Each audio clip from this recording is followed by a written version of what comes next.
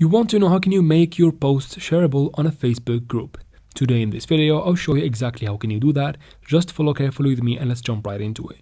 First, open Facebook and make sure you are logged into your account. And let's head out to the group that you want to post in. Tap right here in the top right corner and then choose groups right here. It will take you to all of the groups. Tap on your groups right here in the top. Now search for the group or find the group that you want to make a shareable post in. Tap on it to open it. Now before we start, the group has to be public in order for you to make shareable posts in. And the posts are going to look something like this. They will have the share button in the bottom right corner on the post. If you want to post a post right here, tap on write something, write down your post and make sure this option is selected that says public group right here.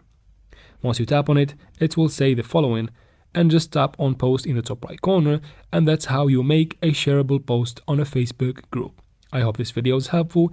If it was, please like and comment down below. If you like more straight to the point videos like this one, please subscribe and thank you very much for watching.